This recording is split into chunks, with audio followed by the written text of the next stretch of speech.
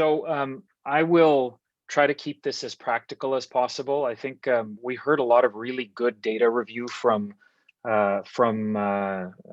Doshi, my colleague and friend, who discussed a lot of the contemporary retrograde data.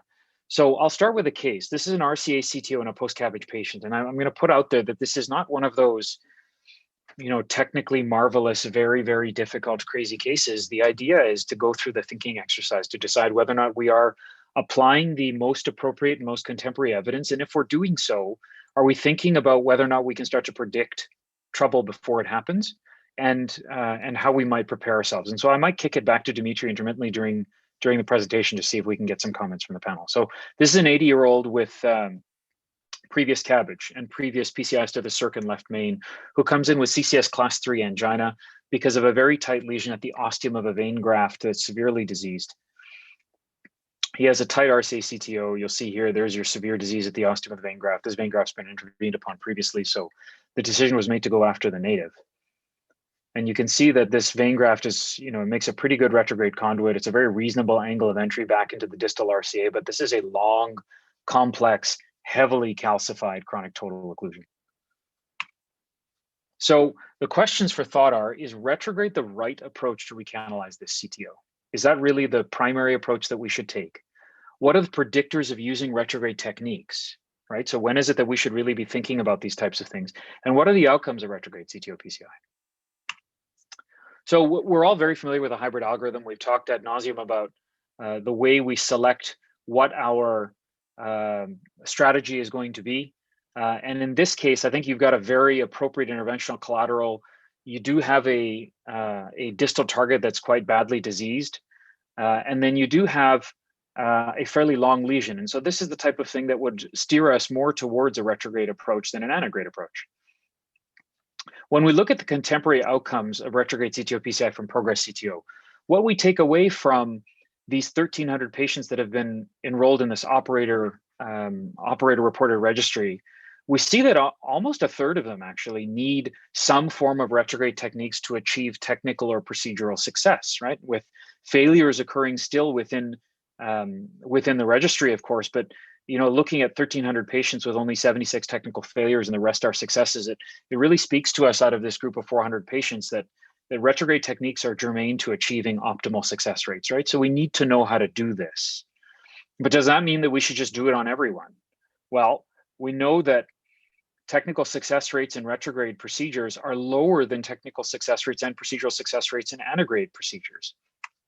And with that, when we look at the actual procedures themselves, because of the technical aspects of retrograde procedures, the amount of equipment that's necessary, the fact that there is fine technical manipulation that's required, it's not surprising that procedural times are longer in retrograde procedures, as is contrast volume, as is higher radiation, right? And we just had a nice discussion through the live case about how important it is to control our radiation and minimize the amount of radiation that's being imparted to the patient.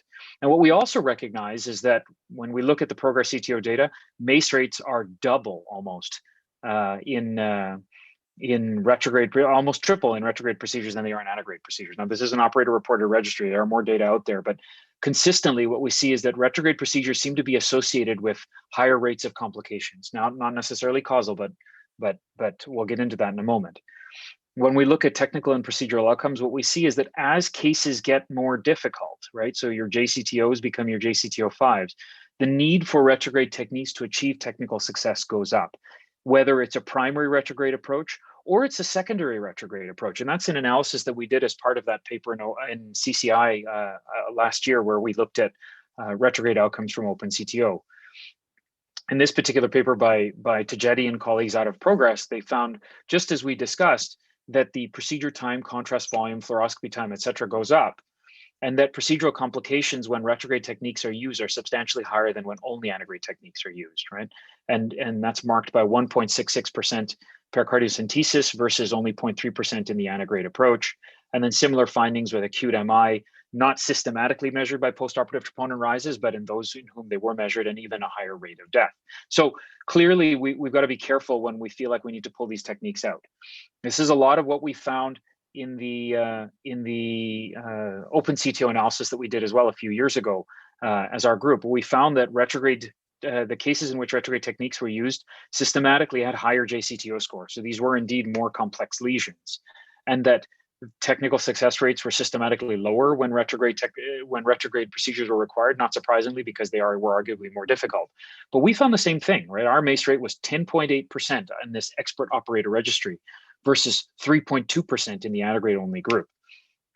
And as Darshan presented, what we found was that though retrograde techniques were very important to achieve high success rates, the early on hazard of retrograde could not be ignored, or the procedures in which retrograde was used could not be ignored. But importantly, if you got out of the initial in-hospital period and followed these patients out, their outcomes were no different than those in whom just antegrade techniques were used. So the important part to understand is that it's the upfront hazard that we really have to be careful about. And that then comes down to predicting complications in our procedures before they happen, not getting the patient out of hospital and then something happens afterwards, right? So that really makes that upfront peri-procedural period very important. And most importantly then, in the individuals who have used retrograde techniques, who arguably have more complex disease, these are the individuals who benefit most in terms of their differences in the Seattle Angina Questionnaire domains on their quality of life, right? So when you're treating complex lesions, you're still doing patients benefit, but the key is to recognize that there is an upfront hazard and we've got to avoid it. So this is our case continued. Okay, this is the retrograde injection. We've got a retrograde wire up. Okay, that wasn't hard, right? That took just a moment. And then as we move forward, we start running into the typical calcification that we see in these post-CABG patients. So our retrograde Carlino was performed. This is a retrograde contrast injection into the body of the vessel to try to loosen some of the tissue and facilitate wire entry into the vessel architecture. Okay, and we tried that and we did some more, right? Because the first bit didn't work. It got even more aggressive with it. And then we were able to advance this, what ended up being a reasonably large retrograde knuckle up into the subintimal space. This was a Raider wire, and that's really the only thing that we were able to get a knuckle going with. We didn't have a Mongo wire at this time. Otherwise, that would have been the wire I would have used because of its construction and how it's purpose built to achieve that.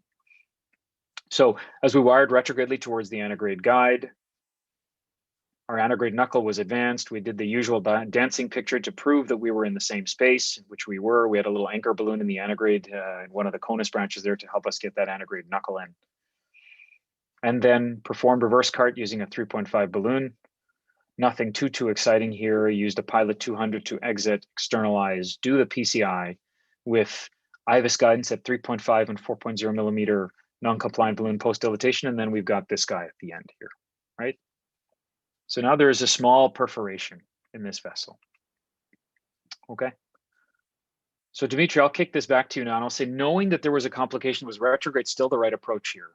Was this complication predictable? And in post-CABG complications, are they a little problem or a big problem, particularly with perforations? Well, CABG patients are the most complicated ones. And if you look at registries from different parts of the world, the percentage of Cto Pci performed in post-CABG patients differs. For example, in Japan, it's less than 10%. In Europe, it's low 10%. In our series, we have post-CABG patients almost 45% or more. Yeah, which reflects different approaches to the initial problem.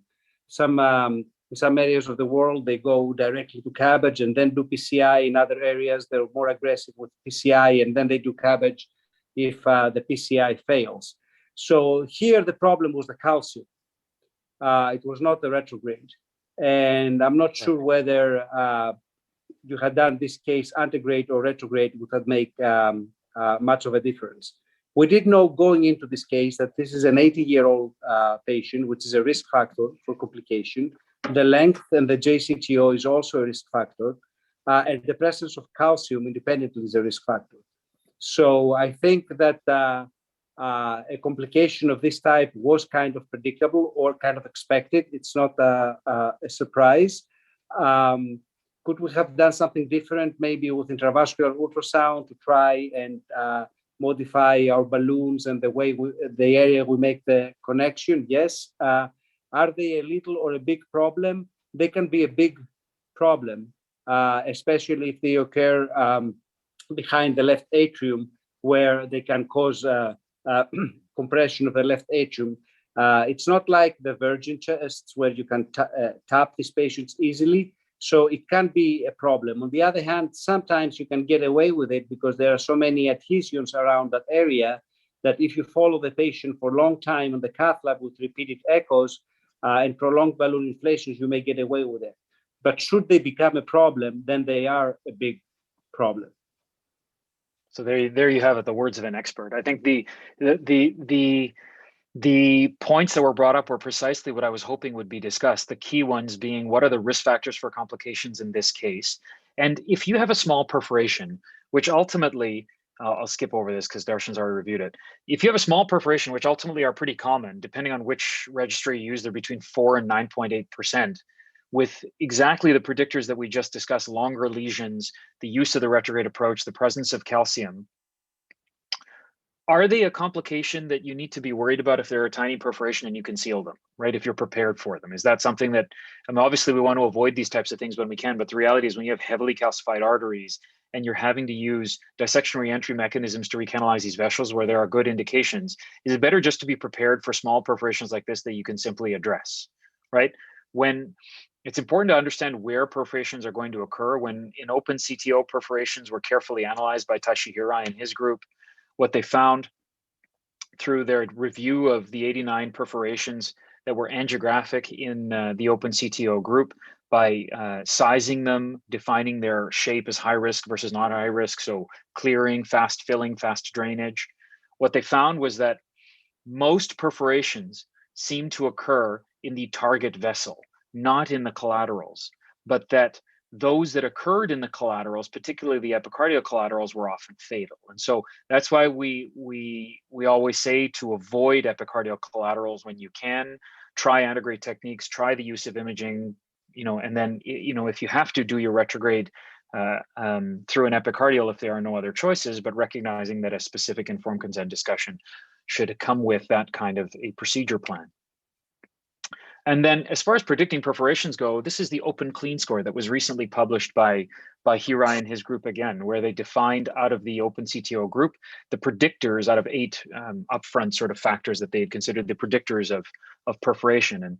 And age was identified, as Dimitri said, who is also a co-author on this paper. Prior CABG was identified, low ejection fraction, occlusion length, and then the presence of calcification. So in our patient then, what we find is that he got 1 point for CABG, 2 points for a long lesion, and 2 points for age over 70 and 1 point for calcification. So he had a score of about 6 to 7. So that means your perforation rate is going to be around 1/3, right? So that's an important thing then to be ready for this case and to cancel the patient on, right? It's not a panic if you're ready to go, right? So in this situation, we were concerned about the calcification in the first place, and so we were taking short injections after the stenting was done between post-dilatations. Ended up doing a balloon tamponade for 20 minutes. It still leaked, so we put a large covered stent in and shut down the perforation. We'll skip over that for now. This was our final result. Right? We post-dilated this. You can see there's a bit of a leak there. So we post-dilated and it was fine. So the last question for thought is, this case had a small perforation with no clinical consequence and no change in the patient's outcome. Is this still a complication, or is it a predictable issue with the procedure? And do we need to reconsider the definition of significant complication in these types of high-risk cases? Retrograde Cto Pci remains critical to achieving high success rates. It's important for us to be able to move through the entirety of the hybrid algorithm when we try to recanalize these types of lesions, but we do need to be prepared for complications and for technical challenges like small perforations, because these are sicker patients, these are tougher lesions, these are longer lesions, and they require more equipment. And so it's important to maintain an awareness of all of these factors when doing the informed consent discussion with these patients, and then when bringing them forward for their procedures. Thanks for your time and attention. Thank you, Sanjog. That was excellent. In my opinion, this is a complication. I think you treated it the right way, because the last thing you want is to have a localized tamponade that you're going to have to send the patient to a very, very difficult surgery in order to treat it. However, we do have data that long-term outcomes of covered stents, whether the older generation ones or the newer generation ones, are not great. So the bottom line is we need to try and avoid perforations that require covered stents. They're not benign. So in my opinion, Acutely, you can say that you got the patient through the procedure, but long-term, we do have data that the risk of thrombosis and restenosis is very, very high. So yes, it was a successful overall procedure, but I'm not very happy by the fact that we had to use a covered stent. Yeah, I think that the key point there is that some of these procedures are, if you're looking at a procedure that has a high likelihood of perforation, then the techniques that one uses to recanalize those vessels, I think, should be taken carefully into account. So maybe doing very aggressive Carlinos and these kinds of things to try to recanalize the vessels may not be the best approach. It might be better to spend more time on the antegrade portion to try to use the retrograde as a marker, for example, to try to avoid these types of perforations in these types of cases that you're not ending up in coverage.